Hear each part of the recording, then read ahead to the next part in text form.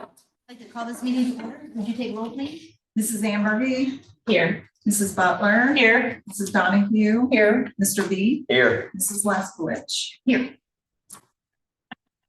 Before we begin tonight's meeting, we would like to take a moment to honor the memory of Brian Gerstenberger, a valued member of our Bethel staff who recently passed away. His dedication to our students and our community made a lasting impact. Please join us as we observe a moment of silence in his honor.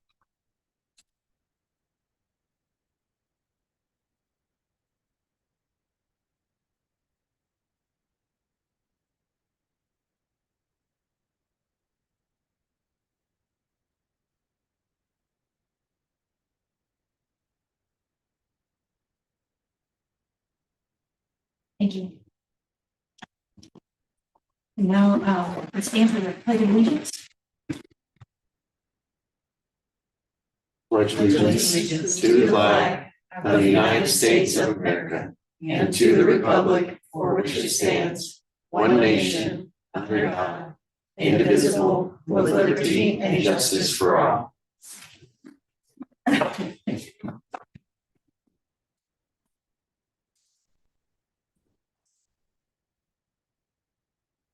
Could I get a motion to adopt the agenda? Move. Second. Any discussion? You take roll, please. Mr. B. Yes. Mrs. Amberby. Yes. Mrs. Butler. Yes. Mrs. Donahue.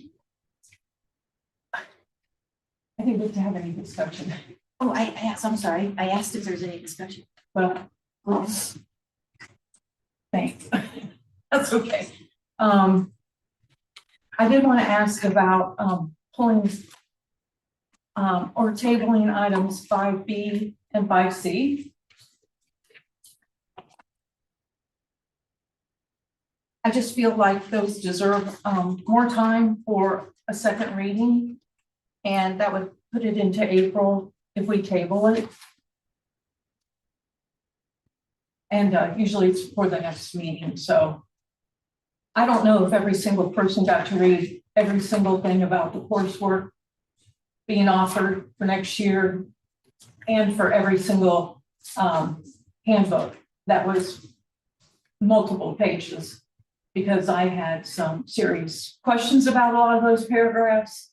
And I know last year it got pushed a little bit into June, July timeframe before it was approved. I know it's optimal to have it done in the March timeframe, but I didn't get a advanced copy. I don't know if anybody else did to review, but I think just 3 days worth is hardly enough time to review. They were posted Early last Yeah. week, yeah. If you go into the draft, Yeah. monitor the draft version, and they were posted last week. I just want to know if every single person read every single paragraph. I get asked questions, but so my thing is about course descriptions.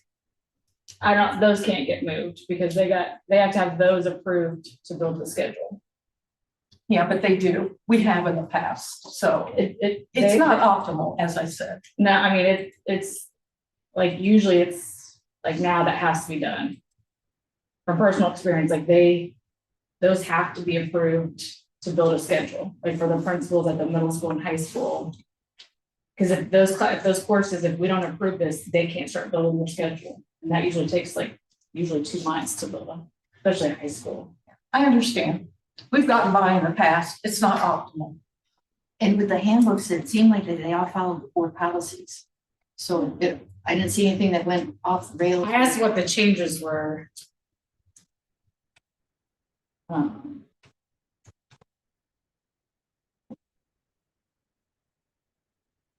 There hardly was any. They said everything was pretty much changed for the hours. That was one thing they were changing, was to be in line with the higher revised code for the hour instead of base. I think that was the big thing. So I have. The one question was your dress code right now, right? Yeah, the dress code is just very random. It's just, there's nothing that a principal can hold a student accountable for. But here's the dress code for, items in the handbook, items 1 through 12 talks about, it identifies what the dress code is, then it's got the discipline violations are reported to the office. Students who make alterations or change their clothes in order to be in compliance with the dress code, students' parents are contacted, arrangements are made. Each dress code violation results in a detention, violation resulting in detention exceed 3 1/4, result in aggressive discipline stated in the system. So, I mean, I guess it's a bigger question too. Jenny and I were talking about this today. I don't know. Just talking about it now, like the expectations from the board on these agendas, and we've got principals that they have to deal and administer the discipline. And there's always some latitude there. I was a building principal too.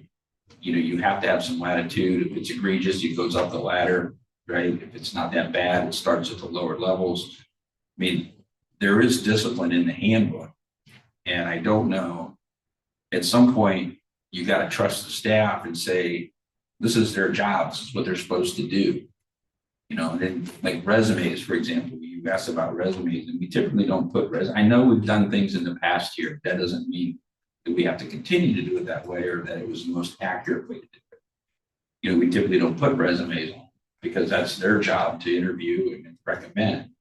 And you have to trust that the team, principal, the superintendent vetted everything, went through it, and that's good. I guess I need to know, and Jenny, you can speak for yourself, I need to know what it is that you want.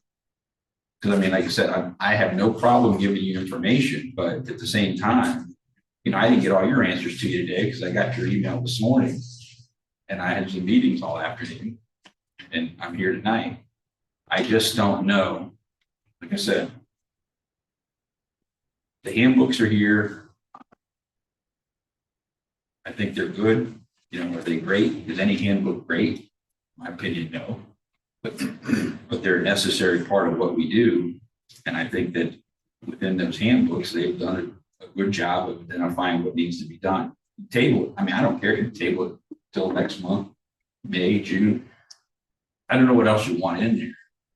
I don't think it's right to table the course descriptions. I think that's putting the principals and counselors in a bad spot because they need to start scheduling right away. And we do the governance. So if the board, if you're looking for them to have more, a different dress code, it'd be our responsibility to write the policy, and then they would write the handbook based off of the policy. So it still come from us, but we want to come back and now and tell them, well, no, because I mean, some of those details, it was like 3 inches wide for the tank top strap. I mean, there is no wiggle room in that. It's 3 inches is 3 inches. So I don't know where else, what else that you were looking for as far as like the dress code, that would have to be addressed by the board, and we put it in policy, and then they would change it according to that. So at the end of last year, when we were voting this through in the June or July timeframe, we said we would revisit it before it went into publication for this next school year. We haven't revisited that. So you want the board to revisit dress code? Not specifically dress code, but that was one of many items. Well, and that's the question I have, right? Where are we going? What is it that you want to do? What is it you want me to do? Well, just like the cell phone policy, right? It just became a policy. It was mandated by the state, but we started working on that a little early. It's just that, the policy. I'm just saying that we say that we're going to work on this and be ready for next year, and then we never do. Well, and I guess so. Well, they worked on it though. Well, they did, but we had questions and concerns left over from last year that I don't know have been addressed. I guess it doesn't really look like there's any changes, right? Just the Thursday school times are different and the bell schedules to meet. Because I said that, I mean, and thank you to your principals and director, because I know they took a lot of time, and to you and Jenny, because you guys took a lot of time out of your day yesterday and this weekend to answer. We've been working on this all for months. I said, I don't want to, when I first got here, we had policies that were 2 years back. We had handbooks we were approving in August. I mean, it just doesn't, it's not good practice. And like I said, you know, you want to, I mean, I gotta give hats off to the kids here. I've been in a lot of different school districts. These are some of the best kids I've ever had. We talk about discipline. I mean, honestly, we don't have much discipline problems here. I mean, really don't. The kids are great. So I guess that's the question. It's a bigger question, right? I mean, what is it that you want us or me? I mean, I don't know if you want to chime No, in. I think that setting those expectations, like before from the board, like what is the will of the board when we put something on the agenda? Because we want to meet those expectations, but if we feel like we've met them and then we find out later, no, we haven't, I guess we're just asking for clearer. And it's a term, directions. and I also use the term in the weeds, right? I mean, I appreciate the support, but at the same time, you hired all of us to do a job. And it's a job that we know and we're certified for, and we have experience. And so we do the best we can to provide that information and give to you. But again, I'm confused as to direction as what you want from me. If, you know, the handbooks and, you know, the other things like in enrollments, talk about an enrollment projection. I can provide us, we just did a huge enrollment study. We're going to talk about enrollment constantly, obviously, with the OFCC, which I haven't announced yet, but I'm going to. But I mean, monthly enrollment EMIS coordinator, I can have her email that to everybody once a month, but I just don't know why. That's just one of the, you know, and as far as the handbook, I mean, if you guys want, if the board wants to be involved in the writing of the handbook, which I don't, and it wants to be involved in interviews and looking at resumes, I mean, by the time they get here, we've already made a recommendation. I don't know why you want to see the resume. I guess that's where I'm at. And I would say that that was a main reason of why last month we talked about writing our goals down, because now we can give them clear instruction about this is where we see our school, where we see it going, where we want it to go, how we want things to happen. And that's through identifying them through the board goals. So everybody was given the opportunity to write board goals, and then that's what we're gonna. And we just had this workshop last month, talked about roles, responsibilities, and I didn't think, I thought that was covered, but I mean, like I said, I guess that's the question, right? I don't know, when you question the handbook and descriptions, and got professionals been working on it for months. Table it if you want. I don't know what you want to do in the meantime. It's gonna require a vote. We have to vote in order to remove it off of the agenda. I'm sorry, what did you say? It's gonna require a vote, so we'll have to have a motion to remove those two items, and then the board will have to vote, and if the board votes to keep them, then they stay by a majority. Well, it wasn't just that, you know, there were some other things that I find kind of ridiculously written. They talk about the 10% of hours of school for tardiness, and then they don't give you that number. So how's any parent supposed to read that and go, well, gee, I'm not exactly sure how many hours of school that is. So how many days is that approximately? You can't do that. You can't give days because how many snow days, like all that stuff. So that's why you have to give the percent. It goes by hours. Yeah, because it's by hours. So Yeah. if you have snow days or 2-hour delays, your hours are different. Right, but yet they can assign a approximately a 5% days when you're going to be notified for getting close or creeping up on that, like a warning, right? But they can identify that. But that's. There's software through Progress Book that tracks all that, and you run a report and it gives you a threshold. And when you hit the threshold, which is the warning, then you produce a letter and you send that out. So you don't get a letter when you hit the threshold. Right. You get one that says your child missed 13 hours of school, and according to Yeah, they you get know, warnings. so you get a warning. So Right. so I understand all that. it does it itself. And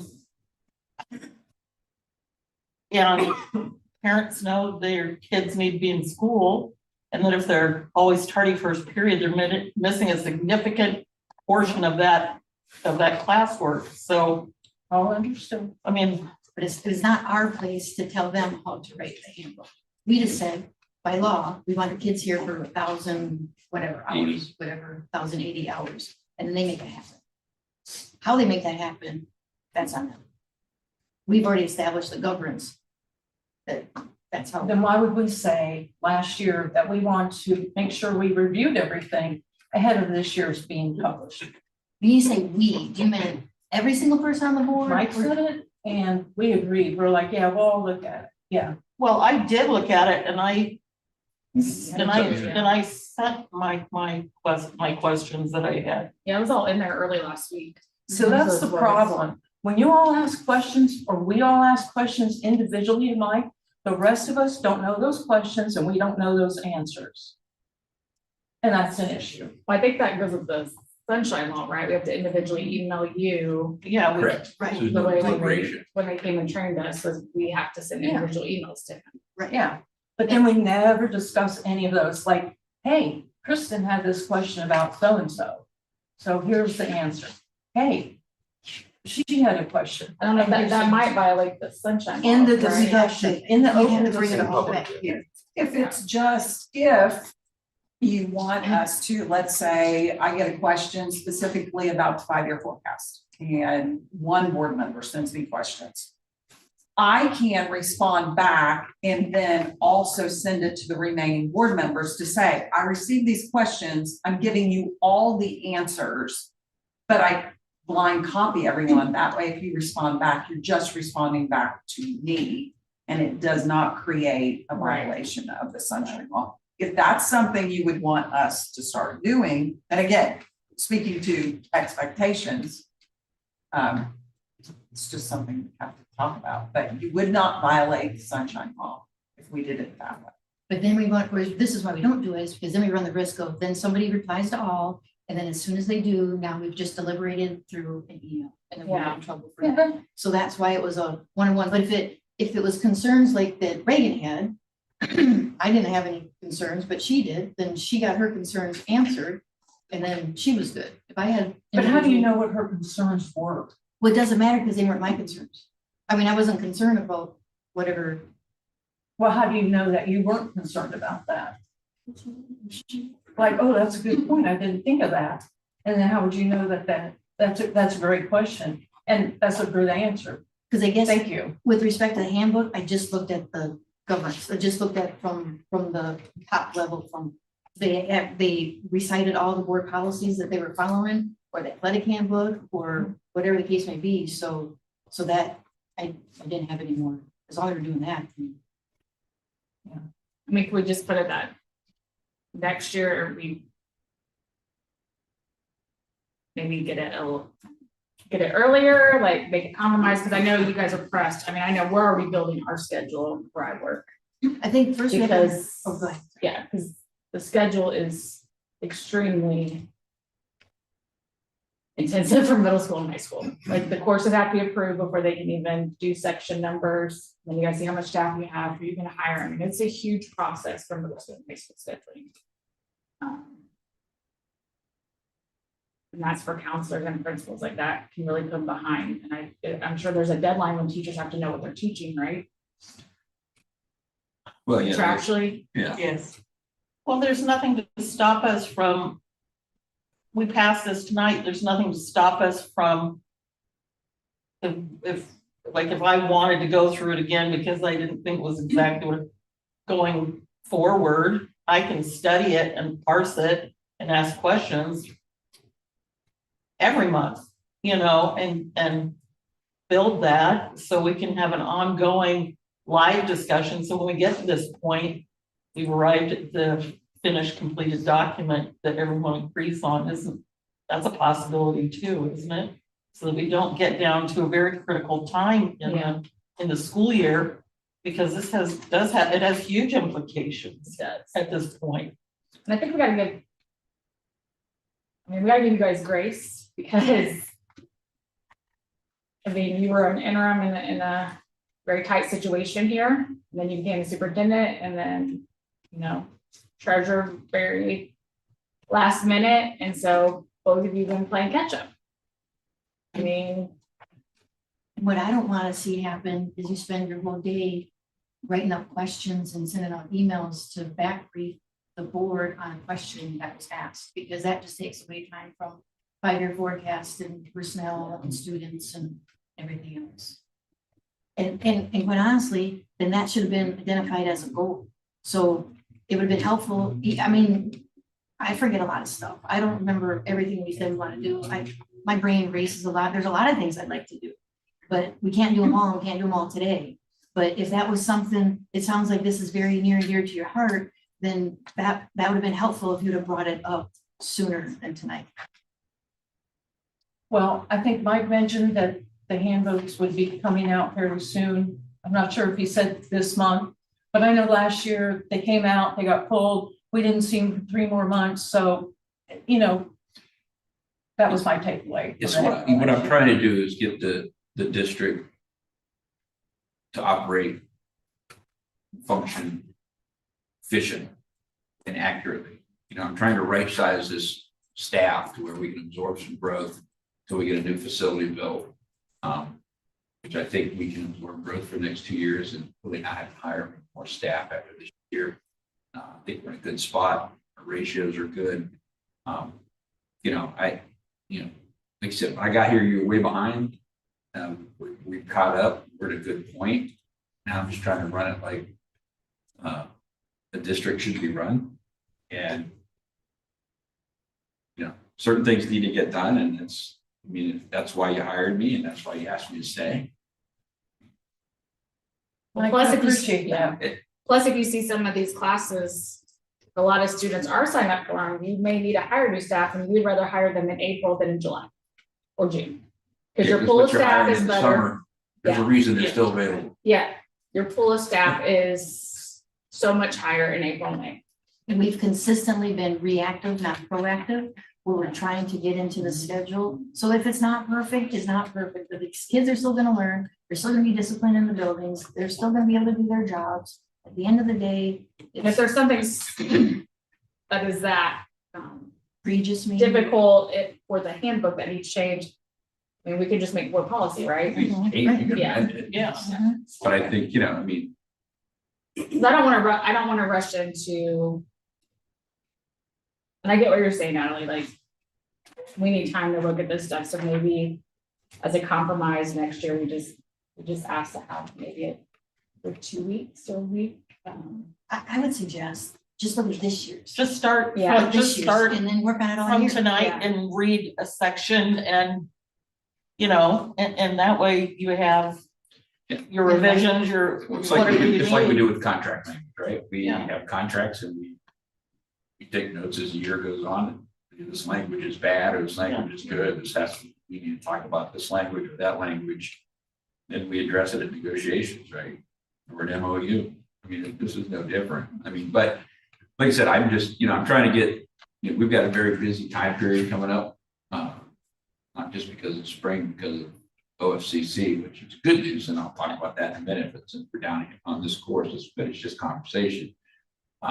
We've got, I mean, to your point too, Chris, we tried to offer a teacher position for next year and she waited and then took another job somewhere else. I mean, it's happening now, right? And I think, to the point, I mean, the principals look at this as the year goes on, and they change things and they adapt, and they amend things, and they put it in there, and they went over it. I've been talking about this for 3 months. You heard me talk about it every admin meeting. So they've been working on it. So like I said, that I'm just trying to get this running like this is a tremendous school district. I wanted to stay, so I like it here. I like the kids, I like the people. And it just, needed somebody to take care of it and put some time and effort into it. And that's what we're trying to do and get it running right. I think we've come a long way. We've got ways to go, but I I trust your admin staff not to micromanage them. Right? Yeah, I Well, that's I feel sure that it's been read several times Yeah, by many people. to say it's perfect, I and don't know, but I mean, like I said, secretaries read it, counselors read it, principals read it. Admin, Yeah, they all read it.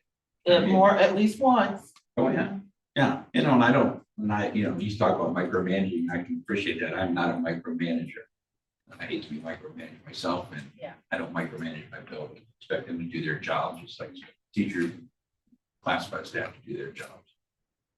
Not a babysitter. I'm professionals, we got a job. So I think that, yeah, like I said, I don't micromanage. I give them direction, and I have expectations and expect things to get done. They don't, I address it. And I wouldn't want to criticize them in public either. Yeah. By going over this and saying, well, they should have done this, or they should have done that, or it's easy for us to say. It's always easy on the outside looking in, Yeah. until you're actually in the weeds. I mean, they're nice documents. I mean, and as a parent, I've been viewing them. And I didn't know that, as a parent, I've been looking at them for years now.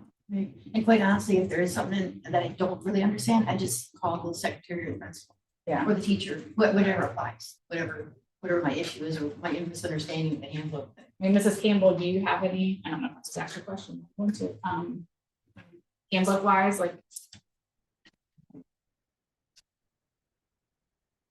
Yeah, I like your suggestion. If it's just a matter of, I mean, you're responding to the email anyways. If it's a matter of just blind copying the entire board, because I like the idea of hearing. I mean, I have my own questions and whatnot, but I like the idea of hearing others' questions and answers as well. So if that's not too cumbersome. I don't think You're it's responding to cumbersome. email anyway. And from our standpoint too, and I won't speak for Mike, but then I don't ever want any board member feeling like I'm only sharing something with one person. And so if a question comes in and I respond and I blind copy everyone, then everybody knows I'm sharing the same information and there's not one member who's got more information than another. So, yeah. And it actually could cut down on redundant questions. Yes. I mean, it actually may save time if we all read it and everybody has the same question. Once we'll do it, we'll actually save time. Instead of 5 emails. Yeah. And just as long as it's a one-way conversation and it's just receiving the information, and then so none of us. But get even if conflict, you like, would respond back, only responding Just back to to me As a beast. because I'm blind copying everybody. So, so we can't, So no. oh. So I gotcha. would send it to myself and blind copy all of you and say, I received these questions from Andy. I'm responding back to him and you all are receiving the same answers. So you all get them. And if you respond back, you only respond back to me. No one else sees the response.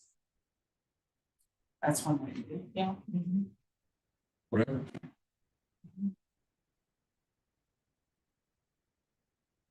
It's like BC, Yes. blind carbon. She can show you how to do a question. Yes.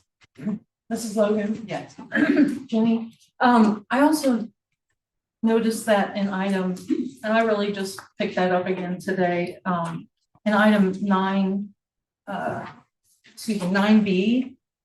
is actually listed below the vote. So I don't know if we're officially voting on that to go, if we go into executive session, we had item A and then the vote. And then it shows item B falling after the vote. So I don't know if we needed to amend that.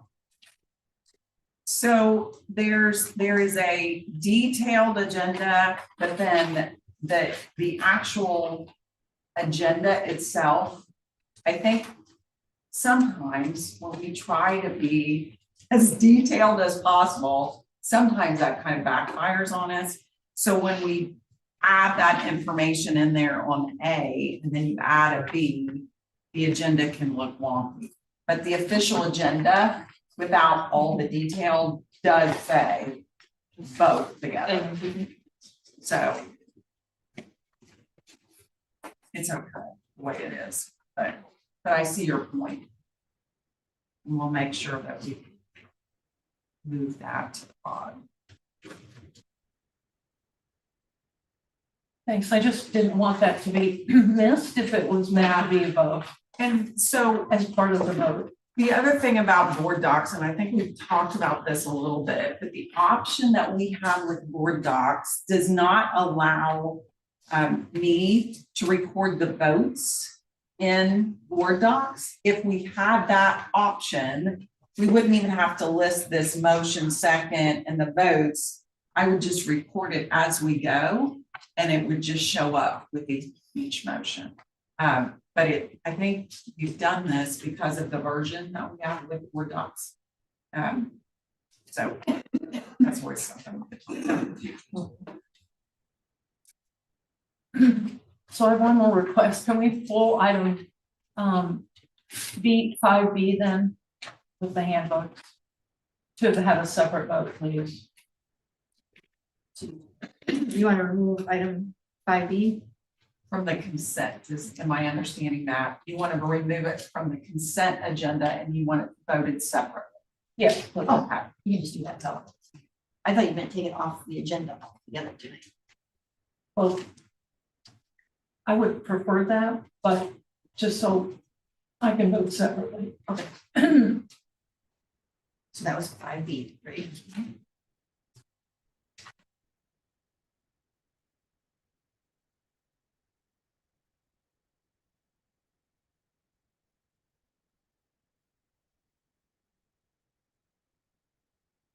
Right, and I'm gonna go ahead and finish the vote for approval of the agenda then.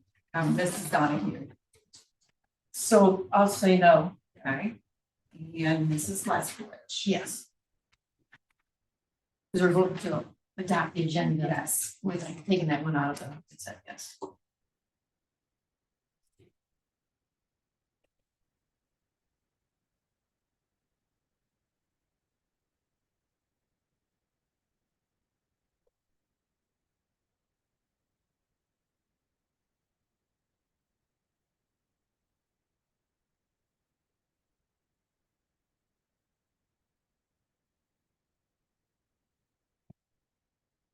The minutes. Oh, did you already take over anybody?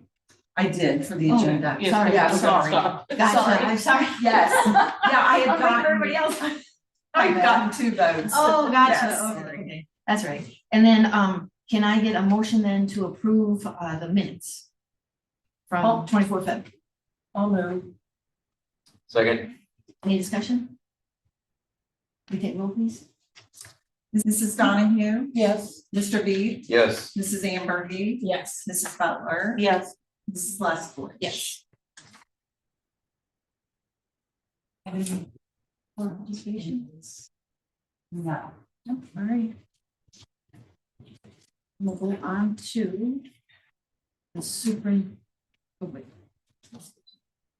Oh, yeah, then we'll go on to the superintendent's report. Talk about something good.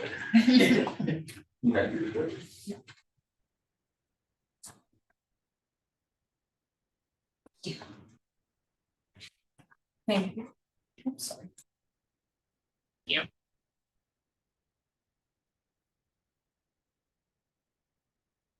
I'm gonna read this. I'm gonna read this and state this is something everybody needs to hear from the community as well.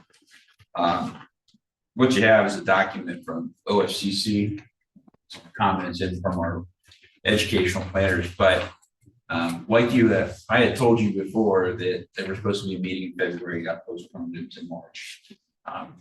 Jay and I met with OFCC this month, and they had a meeting on the 19th morning, and I think our meeting was in the afternoon.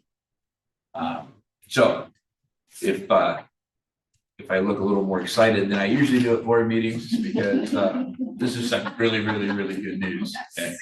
And it is, I don't know how many building projects Jenny and I have done combined. There's been a lot, and they're a lot of work, but they're a lot of fun, and it's great excitement for the community. So this is good. What I'm going to read is a little bit of a timeline and so on and so forth, and an update. And then, this goes back to And then people thought, there's been comments made that, I wasn't being transparent or this or that, and that was never the case. The issue was I can't say things that I can't talk about because they haven't been approved yet. I can't get ahead of the state. Now I'm at a point where I can talk about that. So for all of you out there listening in the audience and at home, the commission approved the revised priority order of assistance policy at the March commission meeting, creating a new low wealth districts category for funding priority. This policy update allows the commission to prioritize funding districts that had equity list rankings below the 25th percentile for the last 3 years in a row. The low wealth district category is intended to ensure districts with the greatest financial need are not left behind, even if they had previously deferred assistance during the prior outreach attempts. The district meets the low wealth category requirements, so the OFCC is working with the district to prepare a master plan for potential funding at the next OFCC funding opportunity, which is anticipated at the July commission meeting. Policies planned to be approved at the February meeting were delayed a month after this February meeting was canceled. Below is a timeline of next steps in the process. Beginning mid of April, finalized master plan segment scope approved by school district. District will need to provide a segment letter identifying segment scope. LOIs can be determined at a later time. So I pause there. You don't have to figure out what all we want to build with our locally funded initiatives. All right, we have time for that. Mid-April, we have a draft 2026 cost set, updated plans and budget to the district. A lot of this we handle. We'll handle a lot of this, right? But you can see it's going to get busy. Mid-May 2026 cost set approved by commission. End of May 26, notice of recommendation for conditional approval sent to the district. Board resolution required by 6/12. So we may, and bring this up, we may have to have some special board meetings. We're going to have community meetings. We're going to do a lot of different things to make sure we bring everybody together and along at the same time. But there will be some extra meetings, probably. There always is with this. So that board resolution needs to be approved by 6/12. Could be a little later, but I don't want to wait later. It makes me nervous. July 9th is the commission meeting for master plan approval. The end of July, mid-August, controlling board approval, district sent certification for conditional approval. Another board resolution will be required.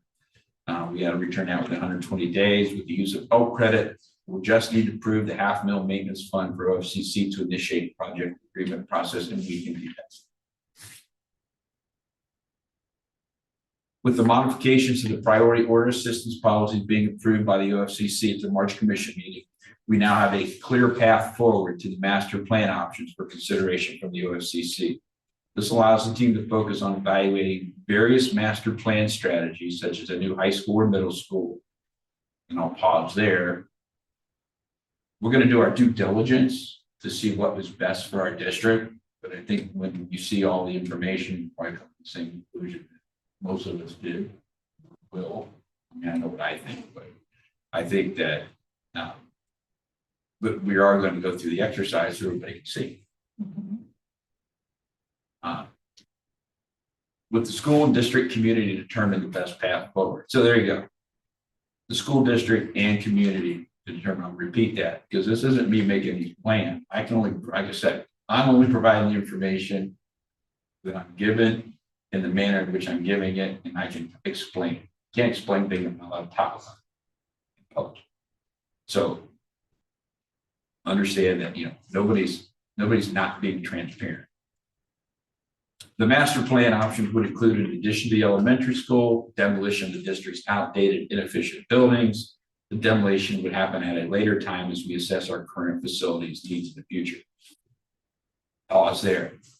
What that means is we can build a new facility and we don't have to tear anything down yet. So nobody gets, everybody's like, oh, well, we're going to build a building and tear it down. No. Because I don't know for sure we still need some of that. There's ways to work with the commission at OFCC to say, listen, we need this, we need X, Y, and Z over here. All right, we're not going to tear it down. But understanding that when you see the amount of money that will be given, it's 80, just, majority of this coming from the state, we file their manual, we do all those things. But, that money that's in there is also for demolition. There's money set aside to demo. So you know, if you see a number, you don't use all that for the building because you got to set aside money for demolition whenever that time comes. So this is a condensed OFCC schedule to determine an approved master plan. You know, our educational planners at FMD are beginning to work on these tasks. They've been working on them. You know, they've been working, anticipating this was coming. I'm going to spend all day Thursday with them, get a more solid timeline. They will assist the school district in identifying pros and cons of each master plan option. LPM. Develop block diagrams of building area sizes and site elements to test fit various options and how they impact the sites. Review the master plan options, conceptual site plans with the district, administration, community, and school board. Help identify potential LFI items, including integral educational spaces, separate athletic facilities, transportation facilities, and associated costs that are permitted to be defined over the coming months, independent of the deadline of the master plan. So it's, you know, and you know, thanks to everybody that's helped on this, you know, anticipating and keeping us in the loop. I know FMD's been down here several times. Valerie from OFCC has been here, I think twice, and she, I don't know how many Zoom calls she's been on with this. So we appreciate you, Valerie, for listening.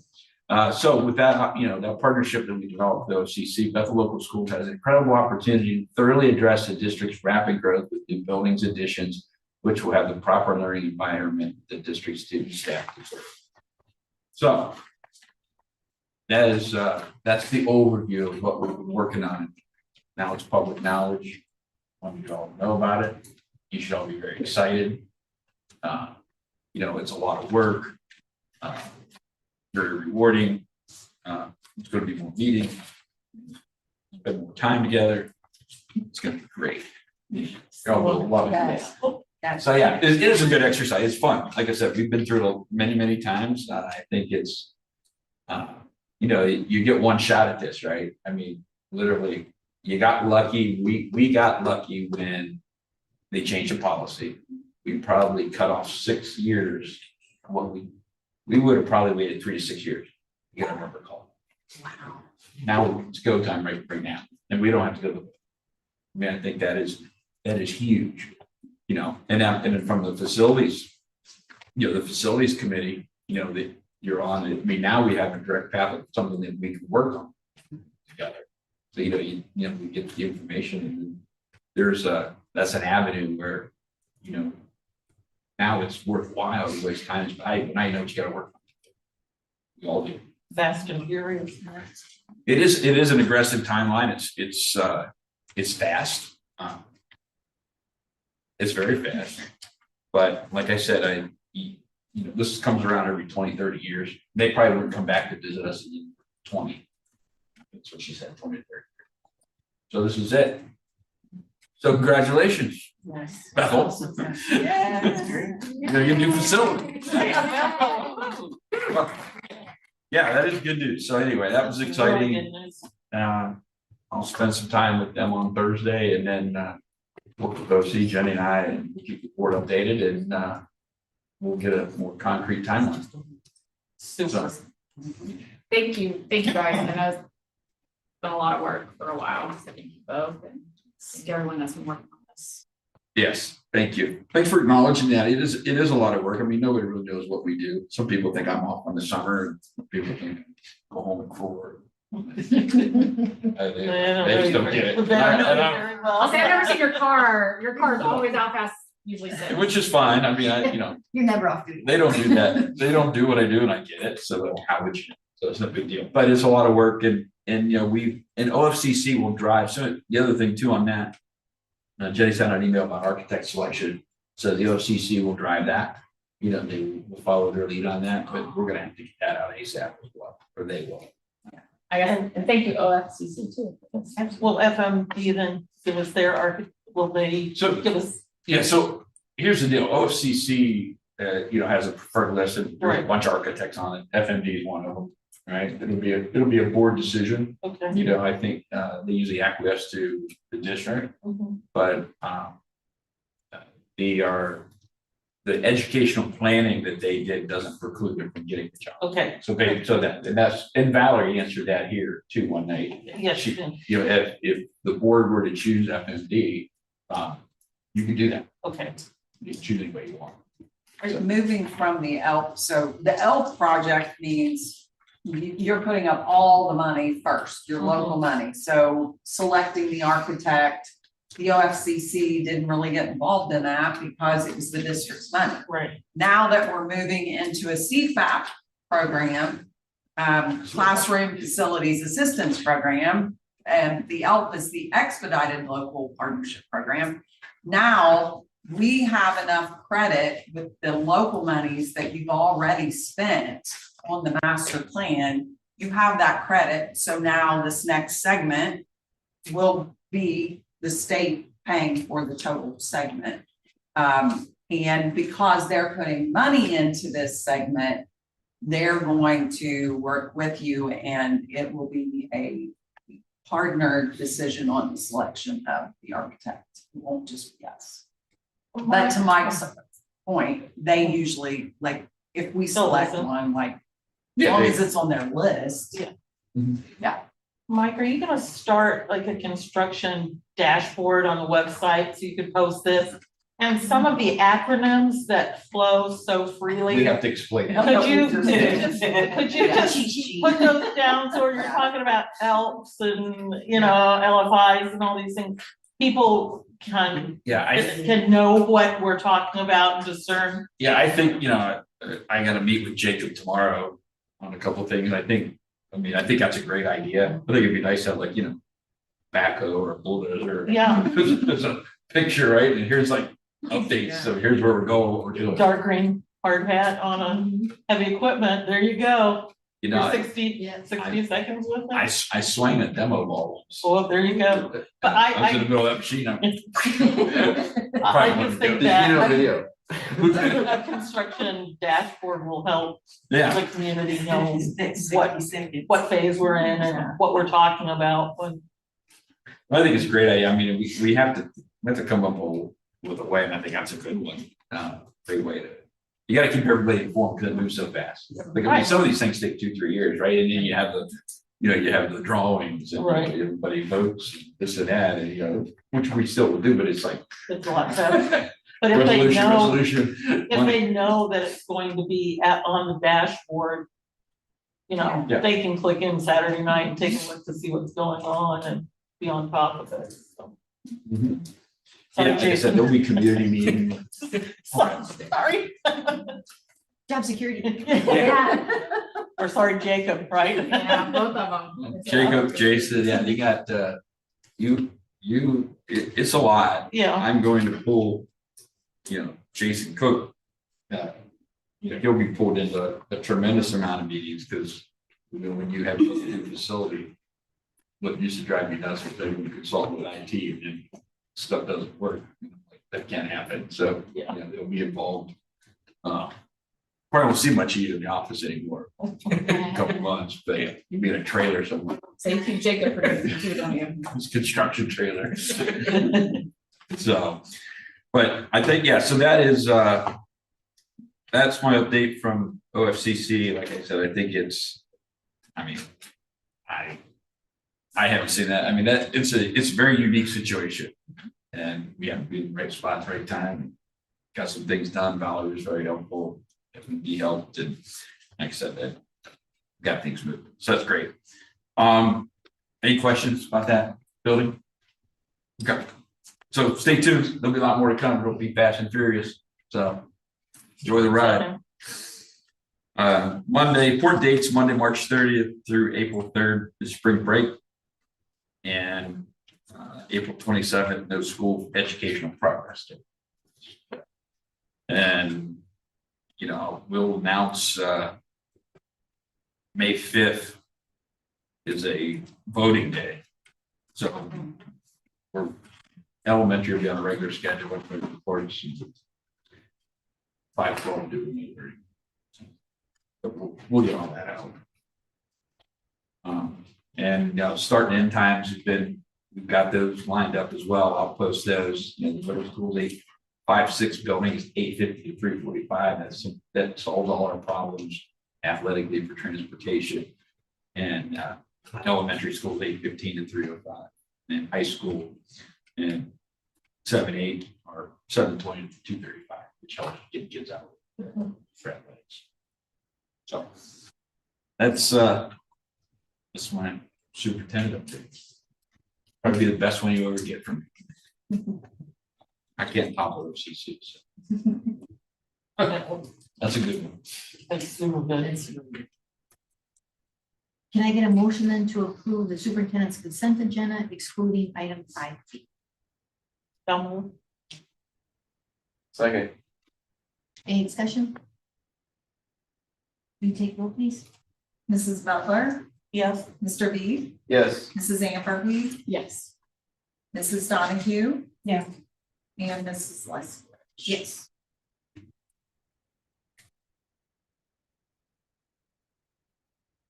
So do you want to come back to 5B or do you want to just hit it now? So now we need a motion to do that, right? Yeah. Okay, so then can I get a motion then to approve the student handbooks for the 26-27 school year? I'll move. I'll second. Any discussion? To approve them. Yes, To because it's a approve. separate item. The so- vote to Now, approve. yes. Yeah. You take roll, please. Mrs. Donahue, No. Mrs. Butler, Yes. Mrs. Amberby, Yes. Mr. B, Yes. Mrs. Leskowitz. Yes.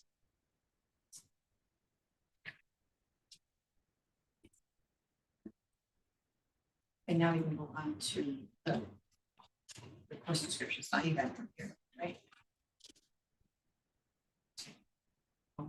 Oh, we don't. Oh, first. So we already took the rule to approve the consent agenda, right? for the Correct. superintendent? Okay. But the first read of policies is not, it's not an approval item. Oh, gotcha. It took, we just need to go over it. Gotcha. So Jenny and I talked about this. I don't know how you would like to do it, except we met with Mark from the old, went through everything that had to be in there under statute, Ohio Revised Code, went through the things that fit the district, and obviously it's a first read, so if there's, we've done this both ways since I've been here. We can go over each one of them, you can look at them, you can let me know if there's something you want to change. You got a month, we change it, and as long as it doesn't get rid of the statute or Ohio Revised Code, we can't change it. But if there's things you want changed, I think I kind of align with I think I know what's going on here. I don't disagree with a lot of people's thinking. I think we did a nice job with it fitting Bethel local schools. But like I said, take a look at them, and then what we can do is we can change them, and then we can put them on the changes, second reading in April. And if you approve those, then we just send it back to Neil and work with production. So if you'd like to take some time over the next 2-3 weeks and read those, we can. Or if, like I said, there's some action on this tonight. Those are the new ones, and I think we are finally caught up with updates, which is nice.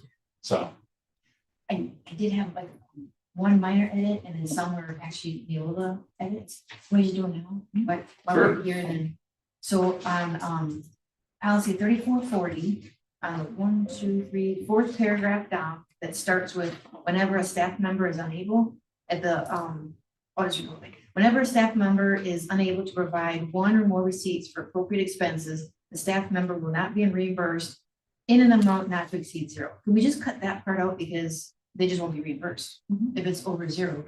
Yeah. So just scratch out from in to 0. And then on policy 5430, does this fix our valedictorian? Yeah. Is that the valedictorian that we talked about? That was just my question. Or we can come back, rank. Because we talked about this in the meeting. Mm-hmm. I mean, the meeting with Mark too. Oh, Explain to him that incoming freshmen, we're gonna do that. right. And then at the very end, the highlight of the last paragraph, I was thinking it would inflated since ours isn't weighted and so many call them upper class.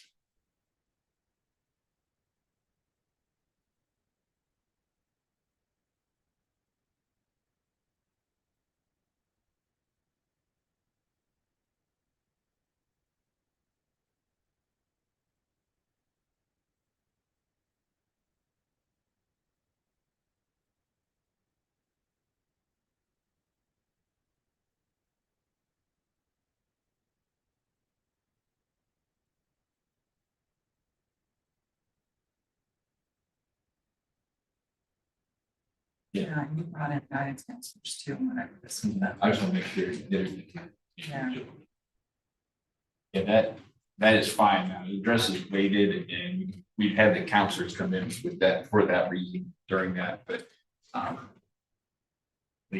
valve south policy isn't necessarily that would be for the incoming freshmen coming in. Right.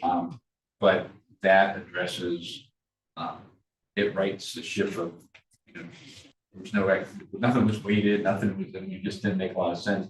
So the guidance counselors wrote that. Okay, So- so sorry. Thank you. And then, the rest I had were Viola, and they were just minor things. So the first one was, policy 6424. On the second page, the option that we chose, the second one, employees may use procurement cards. They reference policy 6465, but it's not in our manual. Which one is it? 60, which policy 60? Oh, we're on 6424, and then on the second page, I think we chose the option where it says employees may use procurement cards. It's like the last highlighted paragraph. And then the last line, it says that we have to do it in accordance with 6465. It's a new policy. Yeah, is that what it is? Yeah. Oh, okay, gotcha, thank you. Right. And then maybe that's for some of these other ones too. Yeah, that goes back to the rewards program. Yeah, there's a lot of them that has to be changed. Then, how about policy 8142? We did, is that anyone? No. Okay. So then on policy 6460, the vendor relations. On the last page, last paragraph. It starts with in accordance with state law and it references policy 8142. That's not in our.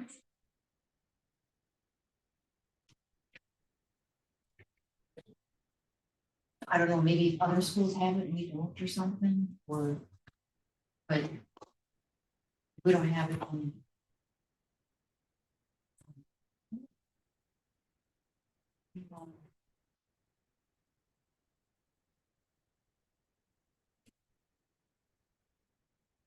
You can have these. That would be nice. Yeah, we'll check with the production team to make sure that yes. And then on policy 4162, do we need one for classified staff too? So this was the special update transportation supplement. So where do we catch professionals?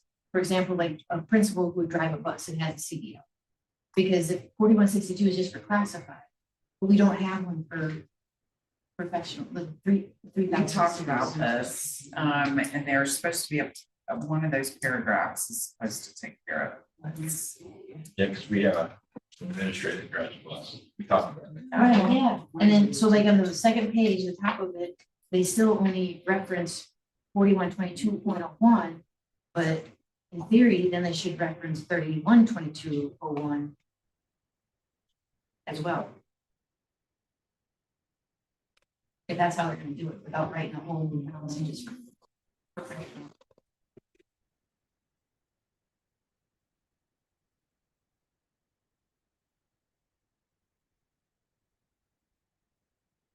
The highlighted part.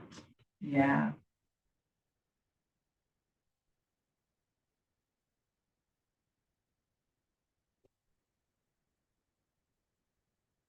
It speaks to the supplemental, anybody who's driving one that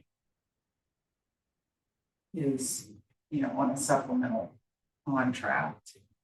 That was the part that we thought was supposed to cover certified people. But to your point, maybe there's another policy we need to reference. I'm not sure. We can have him look. We'll ask Mark and see, but Yeah, because we did talk, because I know we have administrators drive a bus, they need to.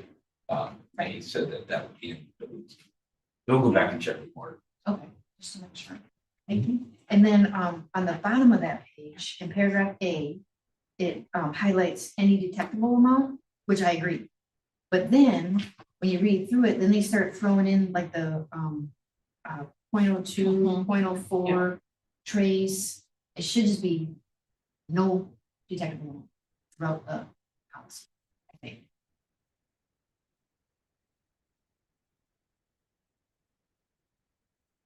Page 5, paragraph J. Yeah, at the top of page 5, which is the last page, basically, where it lists the raise at the bottom. The consequence for paragraph J, the consequences for employees found to have an alcohol concentration of 0.02 or greater, but less than 0.04. It should just say 0, no trace. Well, because we've already established it in the first paragraph, when we said any detectable amount.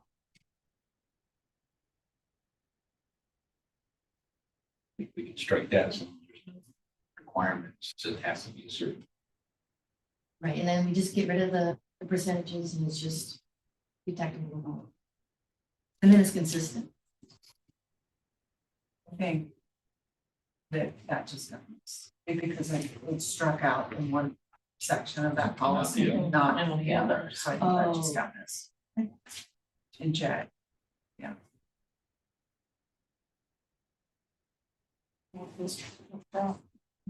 Yeah, and that's why after the second reading, it's easier to Yeah. read these because Yep. they'll be cleaner and stuff like that. And then on the third page, paragraph B, where it starts with board policy 412201, they reference the 4170.01, but it's not in our policy manual. And then that's another place where I wondered, should we also have policy 3122.01 reference in that first line? So it says board policy 412201, drug-free workplace. And then should we include policy 312201? Or back to the same reason that it'll be taught someplace else. And same through all that. You'll see it in my forever, but the other thing was the 417001 isn't in our manual.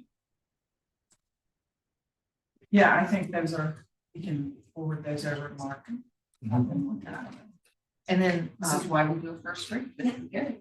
and then the same thing on page 5, the first paragraph that's highlighted, the very second and last line, they reference 0.02. It should say trace. Yeah.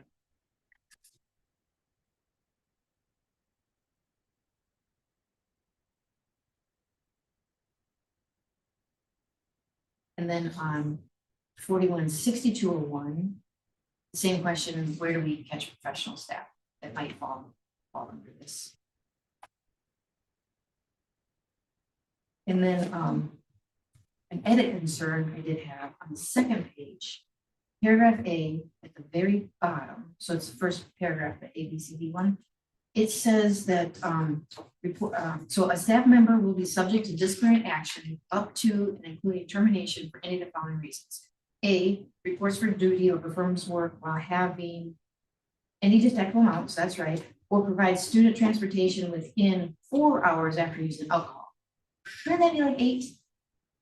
4 hours seems to be a little quick. My rule is 8 hours bottle to throttle. So it seems like it should be a longer time frame than, Let's ask, Yeah. should be like, don't drive at all, right, Right. or 24 hours. till the next day. Yeah, 4 doesn't seem long quite enough. enough. I agree. And this is all part of that whole new transportation packet of things that we had to look through, so. Yeah, It is new. a lot of new stuff. And then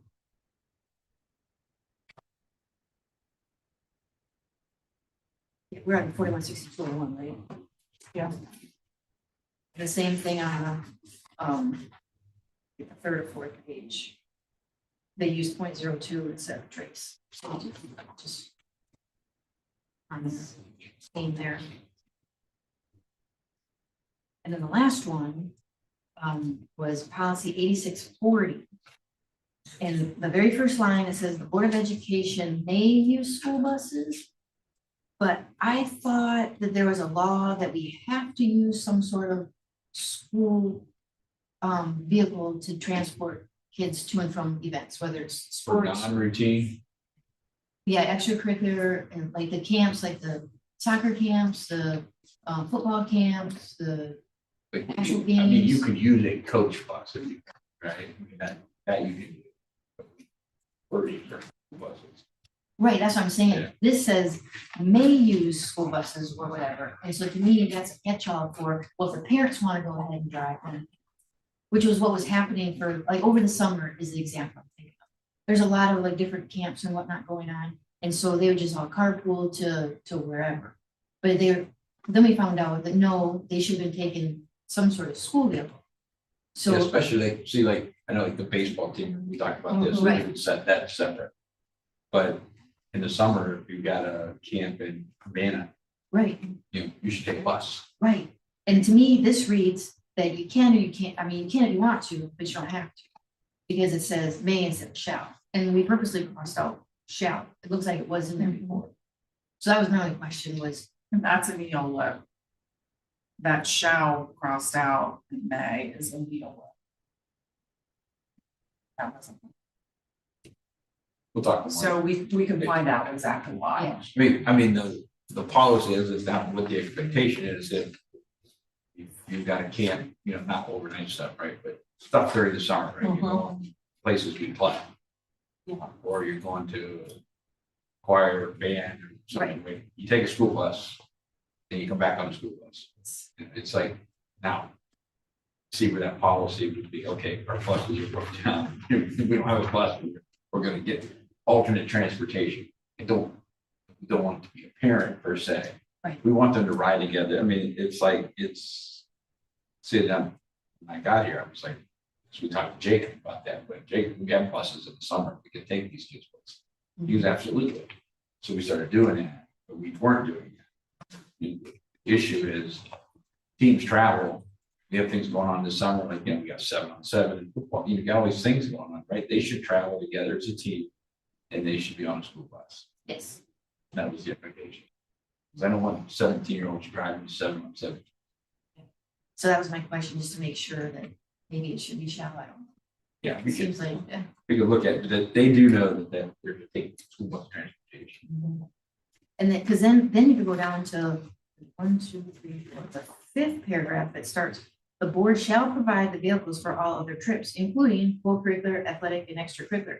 So there it says shall, so it does sound like it caught itself, so it just sounds like it contradicts what we said first. Okay, good. But now you don't have to send us an email. We all have questions. You know what? So hopefully, And I will, we'll get that over to Mark. I have to double check on a couple, because some of those things we talked about, I remember. I just don't think you got more. A couple of those things, but make sure they don't contradict. Good. you can. And then the pink slip makes me rules. Okay. Thank you.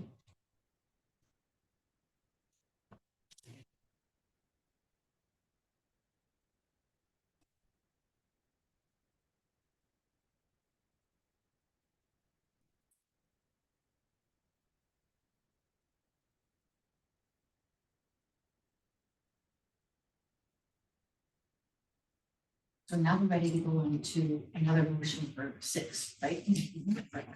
Can I get a motion then to approve the personnel consent agenda? So moved. Second. Any discussion? Yeah, I just wanted to, Mike, did you happen to, get a chance to talk with Ms. Wolford on item, F? I For did. the, Hold on a amount of second, then. hours not to exceed 10 days. Hold on a second. I did not talk to Laura, but I sent Barrett an email. So if he got back to me, it Oh, would be buried thank in you. my responses today from my admin. Thank you. What was your question on? What was your question on? For item F, about the musicians. The amount of time, it says $15 per hour, not to exceed 10 days. So, I just wondered, is that like 5 hours a night on the work nights and, the weekends? Is it a different amount of time? I just wondered, what are they estimating for, not, since they switched from the days to the hours, I'm just wondering, what are they estimating? Because you're assuming this is for all practices and dress rehearsals, correct? All practices and what That's- else? And dress rehearsals? I've dressed for.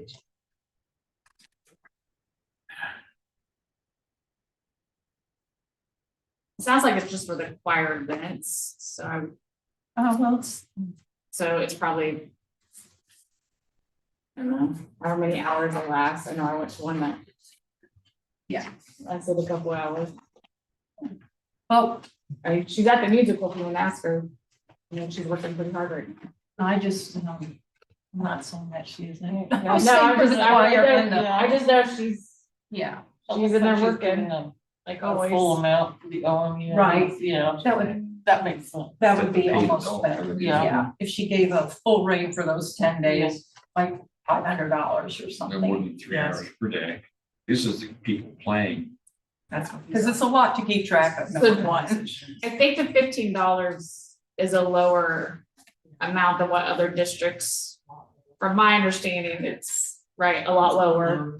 A lot of districts pay a lot more for their expertise, of who they're bringing in. Yeah, so here's an answer from, it says, as far as the question concerning paid adult musicians for the musical, so it's no more than 3 hours per day. The adults are playing instruments that we do not have a student that is able to play at a skilled enough level.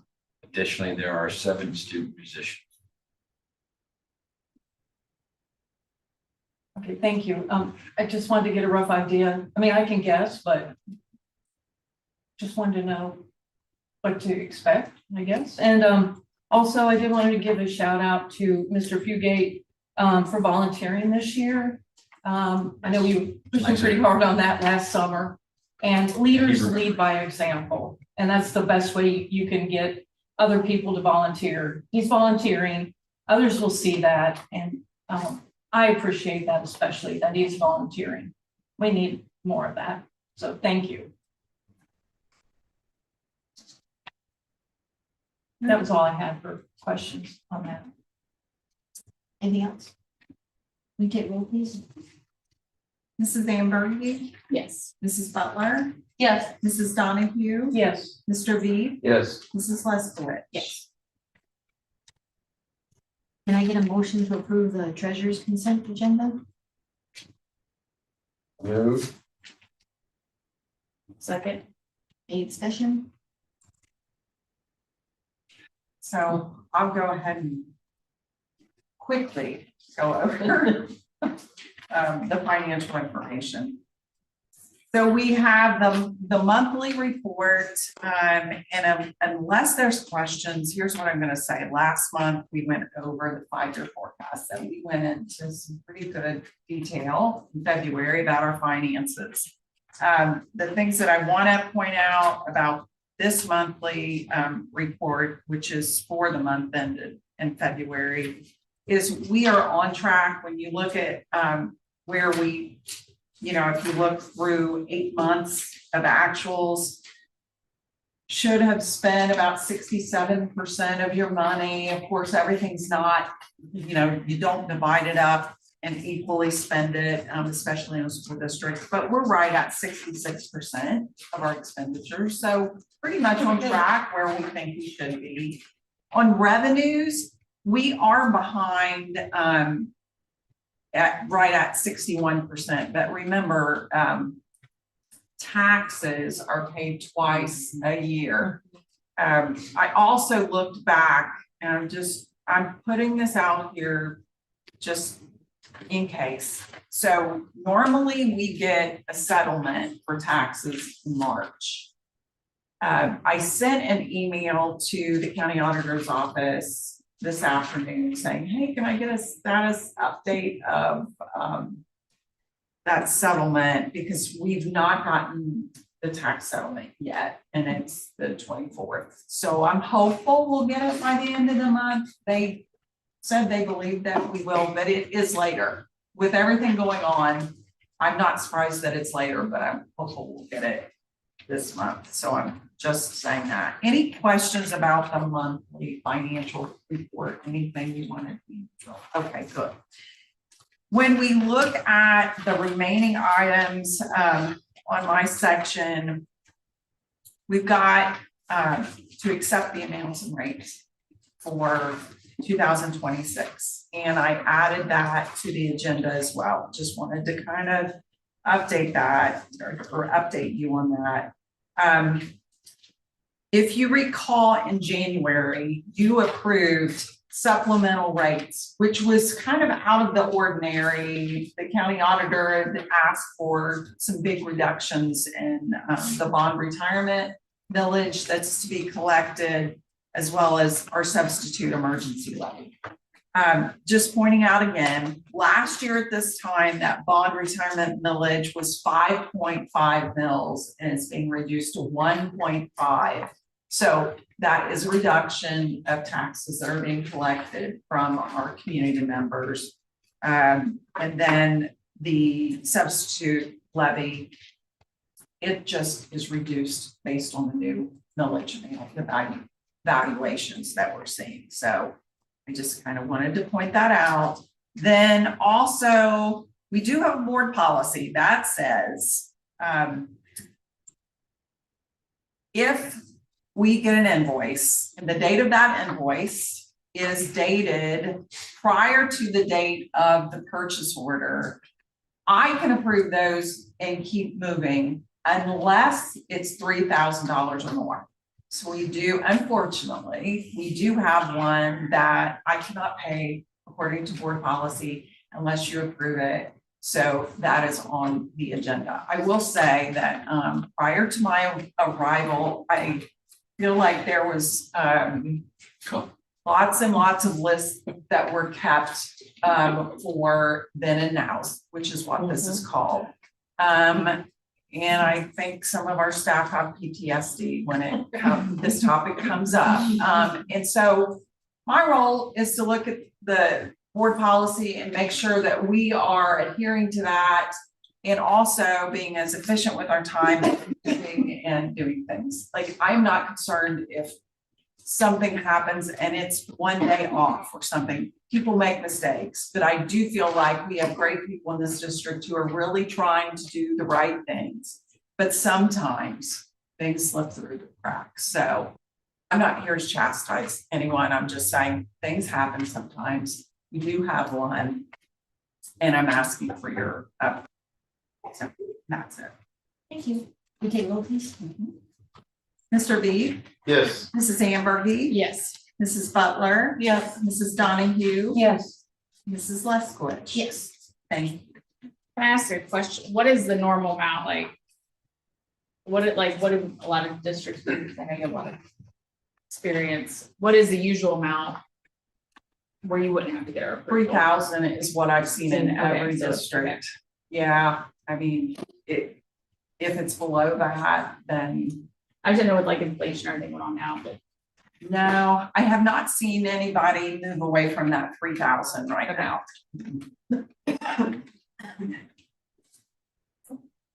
All right.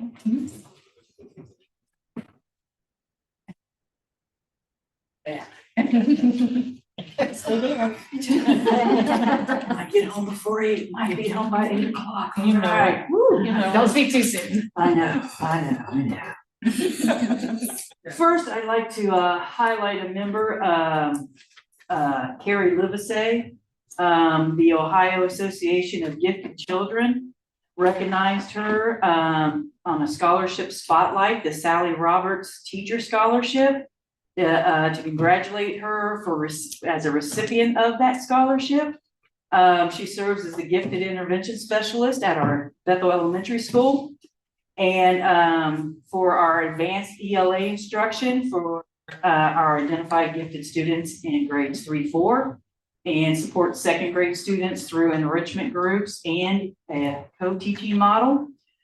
She's definitely passionate about creating meaningful, rigorous learning experience for our children that elevates the depth of thinking, creativity, and student voice. And she's committed to continuous professional growth and strengthening gifted education practices in our district. So we want to thank her and thank her for her care and expertise that she brings to our gifted learning, and congratulate her on that scholarship and recognition. So that's an accomplishment there. That's amazing. Yes, so now I'd like to do some of our roars that I talked about the last time. Recognize, appreciate, acknowledge, and respect. Sabina Mamadova works at our high school, helps support our ML, our English language learners, and our teachers, and just for being such a huge help for our English language learners and for the teachers, and great support. She is so great and does such a great job. It is just phenomenal to have her on the team, and she brings so much to our district and our students and our staff, so we really appreciate her. A big shout out to Sydney Gerderman for hosting math tutoring sessions after school on Wednesdays for free. And this one says, wowza. So, you know, hey, that's great. Big shout out to Ed Quinzel for doing morning duty in the cafeteria and making sure students aren't wandering the hallways before the first bell. So, you know, teachers can focus on what they need to in the morning, preparing for students. And so students aren't, you know, they shouldn't be. Another shout out to Shannon Montgomery for helping teachers when needed and helping run the office so efficiently. A shout out to Austin Womack in our technology department. He goes above and beyond to help teachers out with technology issues and projects, even on snow days. So that's greatly appreciated. We have one for Mrs. Jones. They wanted to give a shout out to Mrs. Jones, to Carrie, for helping with the Acadians testing, as well as listening to the staff as they tried to form groups. She was hands-on the whole time. And another shout out to Miss Jones. Miss Carrie Jones was very supportive to 3-4 teachers during Acadians testing week. She stayed right there in the trenches with the testing team. The support was greatly appreciated. We have one for Mr. Souter. Mr. Souter is a forward thinker who takes initiative in building and maintaining a strong learning environment, leading from the front and creating a team mindset. Another one for Mr. Souter. He's a true leader who keeps the best interest of his students and staff at the forefront of decisions. He is supportive and utilizes strengths of the staff while providing support for areas of growth.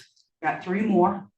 Another shout out to Mr. Walker for always being on top of discipline and communicating with staff after office referrals. A shout out to Mr. Swope for always helping out and driving a bus, going above and beyond. A shout out to Barrett and Dylan, trust teachers to do their jobs and always being supportive. So wanted to share those because if members are taking the time to put those in our box, then we need to recognize that and let you know what they have to say. So we appreciate that. Thank you. And This is great please tell to them hear. all congrats too. Yes, we will. This is so good to All right. hear. Thank you. Thank you. Thank you for taking the time to do that too. Yes. Thank you. All right, facility committee update. Yes, our facilities committee met on March 11th, on Wednesday, March 11th. We knew it would be kind of a short meeting, but we just wanted to make sure that our members were able to stay involved, and Damon attended, and he shared simply that some information would be forthcoming soon, and from the OFCC and Mr. Nutter, and that, you know, we would be able to help once that information was available, so, Which is what I read tonight, I'm sorry? which is what I read tonight. Yeah, exactly, yep. And so thank you. We did appoint, or two members who've been attending for several months now, asked to be, or we asked them if they wanted to be appointed by the board to the facilities committee. And they said yes, and that's Mindy Gatrell and Danae Connolly. And they want to become official members. And so if the board sees that they can officially be appointed, we will add them to our roles in an official manner, but they've been attending the committee's meetings, like I said, for many months now. And I think the only other thing to share would be that our next meeting is scheduled for, April 8th is that Wednesday, April 8th. And then we'll, I think May 10th, I think, June 10th, I'm sorry. Didn't have those all in front of me here necessarily. Sorry about that, didn't have those memorized. But we do plan on meeting again, just to kind of see how we can continue to be helpful and make some recommendations once the information is brought forward or shared with everybody. So thanks, Mike. Welcome. And I think that would be all about the facilities committee for now. And Julie Reese has been taking the minutes, and she had sent them all before, but had asked if you don't find them all in one place or whatever, she can send them again. So I'm just supposed to ask or work with you and she can work with you to make sure everything gets collected appropriately. Yeah. I think it would be great if, and we can do it after this meeting, but if we can make sure, because I know we mentioned, we're probably gonna have more special meetings, and so. You mentioned notices of agenda. Yeah, so we wanna make sure that on our website that we've got the notice for the meetings, as well as when we have it. What would be really easy is if we define what those regular meeting dates are, and then at the next board meeting, you all could approve the meeting dates for the committee, the facilities committee. That is giving notice. And then we could post those dates, just like we do our board meeting, on the website. Then if those change or you add a meeting, I just give notice, just like I do for the board meetings. And we can post those minutes. Which we don't have to do actually for board meetings either, but. Right. Because they were approved in January. Correct, but I think that probably the next step, best step is like to define what those meeting dates are. We can put it on the agenda. You all can approve those dates. And if you want to approve the members too, I know you mentioned 2 additional ones. And then I can work with you just to make sure we get everything on the website. To make sure it's all there and maybe slip things. And I actually did remember, I did bring the sheet. I just didn't think I had it with me, but I do have it for April 8th, May 13th, June 10th, July 8th, and then we didn't put anything down for August or September, but typically it's the second Wednesday of each month. We wanted to make sure it was ahead of our board meeting in case there were any recommendations that we want to bring forward. And then would those be approved, or are the meeting dates just included in this section, like as we're discussing it now, or like you mentioned, approve them, where would be a good spot to, or maybe we can work on that. We can work on where to put it on the agenda, but if the board approves the dates of the next meeting, but the board meeting will be after your next meeting, so I'll just have to do a notice for the April 8th meeting. Oh, yeah. And then we can get in line once you approve the rest of them. And then Okay. you won't have to do that. That's good. Unless you have a special, which I'm guessing you might. 1 or 2. With all this Thanks. coming up. And I did want to throw it over to Andy. Is there anything else that you'd like to add? Nope, you covered everything. We're ready to press the gas. All right. All right, thank you, Andy. So that was all for the facilities committee. Thank you, though. Good ideas. You're gonna press it fast. Is there any other way?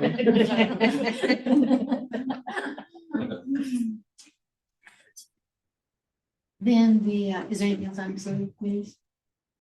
And then the CTC update? Yeah, there wasn't too much new news on there over the weekend or anything, so just a couple of notes. The CTC campus will be closed on Good Friday, which is April 3rd this year. And then another note is that Senior Recognition Day for the class of 2026 will be held on Friday evening, May 15th at 6:30 at UD Arena.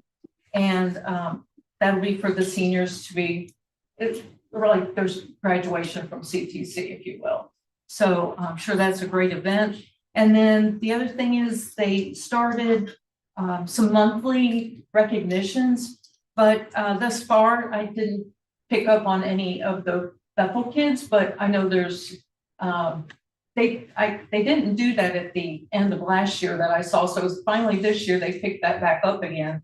So those monthly recognitions will be forthcoming. So I'll make sure to report any of those for our kids, for our students.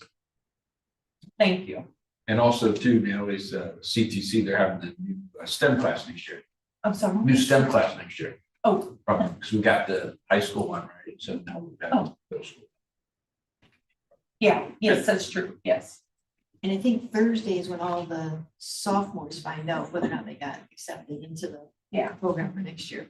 Yeah. All those updates. Now. It's good.